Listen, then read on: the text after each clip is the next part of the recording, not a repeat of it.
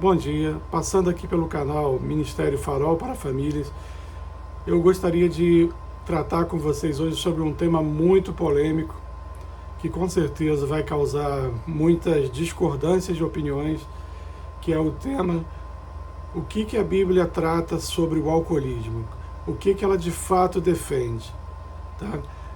Não é fácil abordar esse tema, as opiniões elas divergem muito, mas eu preciso tratar esse tema com vocês da forma mais honesta que eu posso, sem defender, inclusive, aquilo que eu penso, tá? Então, a primeira coisa que eu vou tratar com vocês são dos argumentos das pessoas que defendem a ideia de que é permitido beber. E eu queria passar para vocês alguns textos bíblicos. Um deles é o Salmo 104, no qual é dito que o vinho alegra o coração do homem. Tá?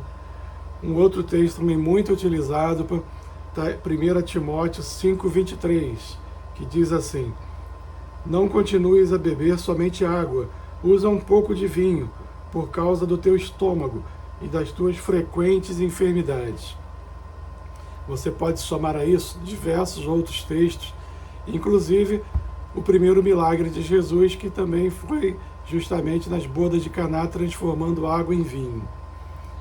E aí você pode dizer o seguinte: mas o vinho daquela época, tem muita gente que defende, por exemplo, a questão de que o vinho ele não tinha teor alcoólico.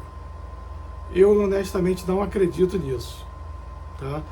Você vê mesmo nas bodas de Caná, o próprio o mestre Dharma, se eu não me engano, ou é mestre Sala, não me lembro o nome da pessoa, da função daquele homem que gerencia, que coordenava ali o evento, né, do casamento. Ele dizia o seguinte, né, que com o passar do tempo, no início você servia o melhor vinho, enquanto a pessoa ainda estava com os seus sentidos normais, mas com o passar da festa você já não conseguia mais perceber. Um vinho sem teor alcoólico não embotaria os seus sentidos, né? Então, assim, eu acho improvável. Quando você vê, por exemplo, a história de Noé embriagado, e vê tantas histórias antigas, né? Mais antigas ainda na Bíblia, você vai entender que sim, por uma razão ou outra, o vinho ele tinha essa capacidade sim de embriagar você. Então, ele tinha sim um teor alcoólico. Essa é a minha opinião, tá? Tem autores que dizem, né, que o vinho ele era misturado com água, numa proporção de 3 partes de água para 1 de vinho, né? Ou seja, era um vinho diferente do que você conhece hoje, mas de qualquer forma, em grande quantidade, ele sim podia tirar os seus sentidos, né? Existe uma outra corrente de pensamento que diz que o que a Bíblia condena não é o fato de você beber, mas sim a embriaguez. Tá? E existe um número farto aqui de versículos para defender realmente essa possibilidade, e eu vou abrir alguns casos aqui para você. Provérbios 21 diz assim: o vinho ele é escarnecedor, e a bebida forte alvoroçadora. Todo aquele que por eles é vencido não é sábio. Você tem Efésios 5,18 que diz assim: não vos embriagueis com vinho, no qual há dissolução, mas enchei-vos do Espírito. Você tem Provérbios 23, 29 e 35 que diz assim: para quem são os ais? Para quem os pesares? Para quem as rixas? Para quem as queixas? Para quem as feridas sem causa? E para quem os olhos vermelhos? Para os que se demoram em beber vinho, para os que andam buscando bebida misturada.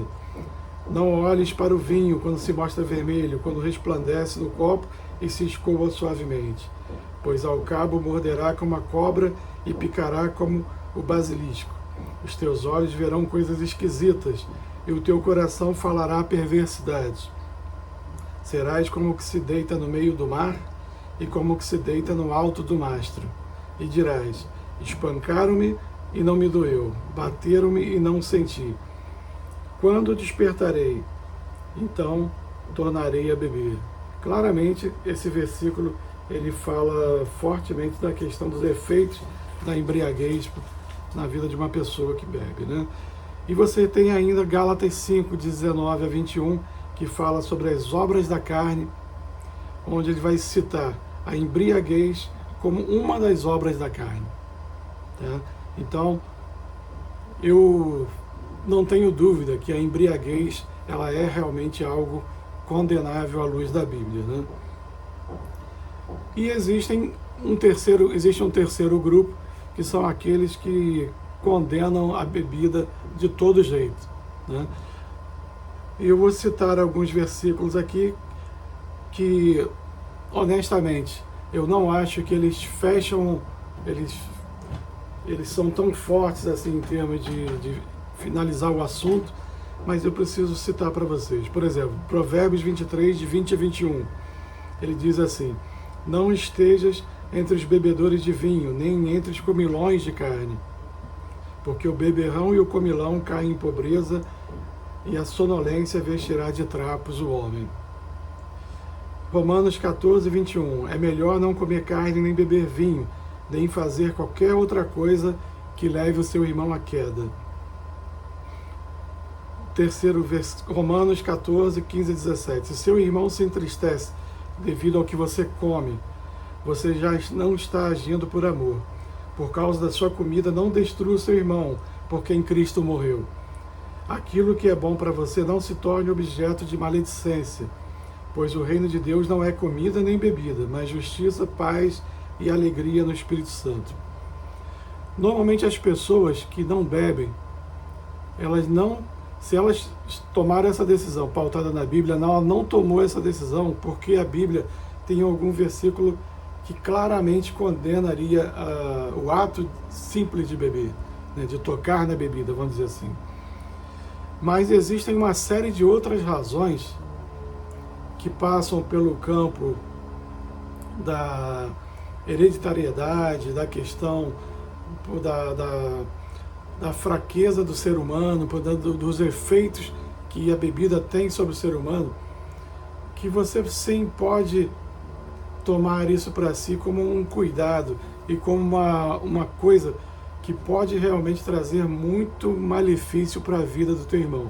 Seja porque tem pessoas que só pelo simples fato de tomar um primeiro gole, aquilo pode desencadear na vida dela um retrocesso de anos lutando contra a bebida, como também pelo escândalo que o fato, né, que a bebida está muito associada também à questão da moralidade, na cabeça de muitas pessoas, a bebida e moralidade caminham juntas.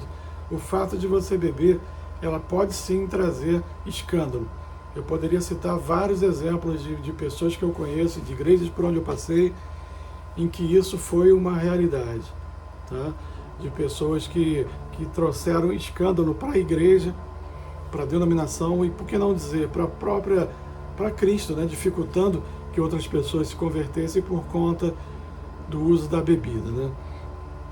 Mas existem outros argumentos, do tipo, o voto de Nazireu, por exemplo. A pessoa que queria se consagrar para Deus, que ela queria se aproximar de Deus, se santificar, a Bíblia tem várias passagens também que dizem que essa pessoa ela tinha que se abster da bebida. De alguma forma, bebida e santidade, elas não andam juntas, né? Para muitos cristãos também, é um meio de proteção melhor do que a moderação, tá? Em razão dos perigos inerentes à bebida, conforme eu já falei, né? Da questão da dependência psicológica e física que ela pode... E um quarto argumento que eu acho muito interessante, que diz assim: a bebida ela pode se encaixar na categoria daquelas coisas que são lícitas, mas que não convém. Se um comportamento questionável, como ingerir bebidas alcoólicas, controla o indivíduo, maltratam o corpo, amortece as sensações, embota a mente, torna a pessoa mais suscetível à imoralidade e a outros pecados, prejudica outros seres humanos ou faz com que outro crente tropeça e caia, então essa prática ela deve ser abandonada ou evitada. Às vezes, os crentes precisam se auto-restringir em prol do crescimento e do bem-estar do corpo de Cristo, a igreja. Tá? Eu acho esse argumento bastante interessante e bastante prudente. Tá? Quando você lê todas as referências bíblicas, para mim, sendo muito honesto com você, eu não acho que o ato de você beber seja condenado pela Bíblia. Não acho. Tá? A embriaguez, para mim, ela está muito clara que a embriaguez ela é um ato totalmente condenável pela Bíblia, e ela não deve, um cristão ele não deve realmente se embriagar. Esse é um ponto. Beber em si, seja socialmente, como muitos amigos meus e pessoas que eu conheço dizem, né? Eu só bebo uma taça de vinho na hora do almoço, ou eu bebo em casa com a minha esposa para relaxar, seja o que for. Eu não tenho argumentos para poder condenar essa pessoa por isso. Não tenho mesmo. Tá? Mas eu prefiro realmente ficar com a questão do não beber, da abstinência. Eu prefiro isso como um ato mais prudente. Tá? Eu fiz um retrospecto assim, das pessoas próximas, de famílias e amigos, e eu puxei na minha mente assim, vários e vários casos de pessoas que são alcoólatras, tá?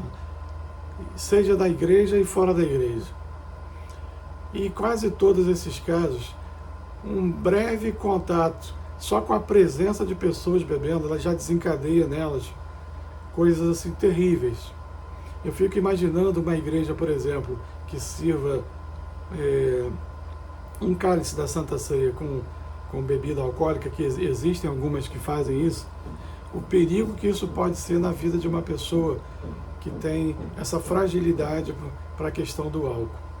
Tá? Isso é um perigo muito grande que eu acho que as igrejas não deveriam correr. Tá? Eu acho que isso deveria ser evitado de todo jeito. Né? E eu me faço assim, algumas perguntas. Né? Quando você estuda um pouco mais a fundo a questão do que provoca o alcoolismo, você vê que isso é tão complexo e é tão difícil de você prever de início como vai ser o fim da história de uma pessoa que tem contato com álcool. Então eu acho que, se for pelo bem do corpo de Cristo, se você puder abrir mão de beber, eu acho que isso é bastante prudente. Tá? É a minha visão. Tá? Eu não quero que você, não preciso que você concorde comigo, que você forme comigo no sentido de dizer que eu estou certo, mas é a forma como eu penso.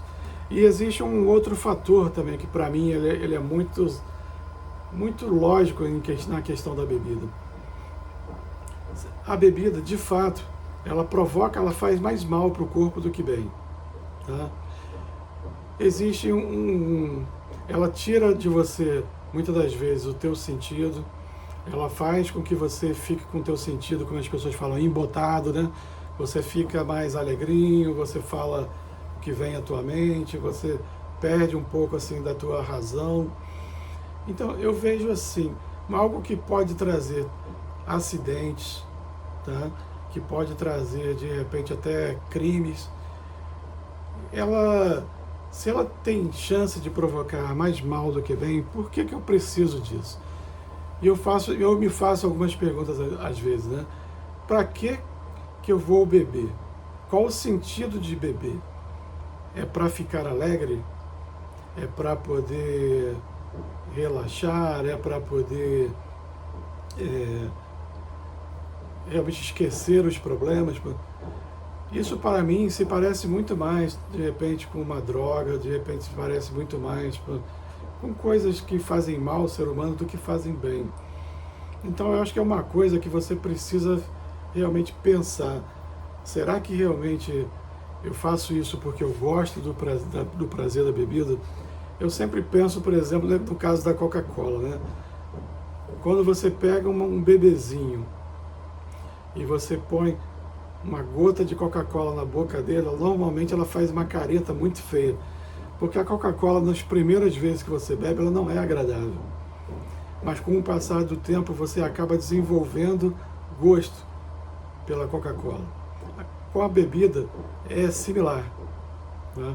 Você acaba desenvolvendo, por uma série de razões que a gente vai tratar no próximo vídeo, né, sobre questões das influências de família, influência cultural, ambiental, como é que isso acaba se tornando realmente um hábito na vida da pessoa. Você pensa assim, poxa, por que realmente eu preciso beber? Será que eu bebo por causa disso tudo ou porque realmente eu gosto? Será que isso me faz bem ou me faz mal? São coisas que você precisa realmente pensar, tá? Eu vou repetir para vocês Efésios 5,18, que diz assim: e não vos embriagueis com vinho, no qual há dissolução, mas enchei-vos do Espírito. Será que se minha vida tivesse realmente cheia do Espírito, eu teria necessidade de preenchê-la com qualquer outra coisa, não só com vinho, né? Mas será que também com comida, com excesso, com glutonaria, com pornografia, com tantas outras coisas? Será que realmente, se eu tivesse cheio do Espírito, eu teria necessidade, aqui no caso do tema que está sendo tratado, eu precisaria beber? Então é uma coisa que eu acho que é necessário que você pense, tá? E será que eu não estou sendo dominado pela bebida? Às vezes tem pessoas que não conseguem acreditar nisso.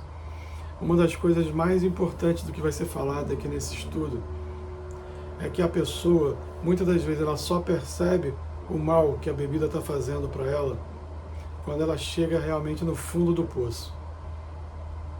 Enquanto ela não tem consciência de que ela chegou no fundo do poço, ela não tem coragem, ela não tem forças para poder realmente lutar. Então é algo que eu falo para você preventivamente, para você pensar. Tá? Como eu falei para você, você não precisa concordar comigo, você possivelmente vai ter discordâncias, você vai ter uma outra forma de ver o assunto, mas eu estou lhe passando a forma que eu penso, tá bom? A gente vai ter nos próximos vídeos coisas muito interessantes para se falar sobre o efeito do álcool sobre a família, sobre os tipos de papéis que às vezes os membros da família desempenham, como a família muitas das vezes também é o principal agente influenciador da pessoa continuar bebendo, e por aí vai. São coisas bem interessantes que eu espero que você permaneça aqui no canal para poder ouvir e aprender um pouquinho das coisas que tem para ser passado, tá bom? Um grande abraço para você, fique com Deus, um forte abraço e até o próximo vídeo. Deus abençoe vocês e se foi útil para você de alguma forma, não hesite em compartilhar com o seu próximo, tá bom? Fique com Deus.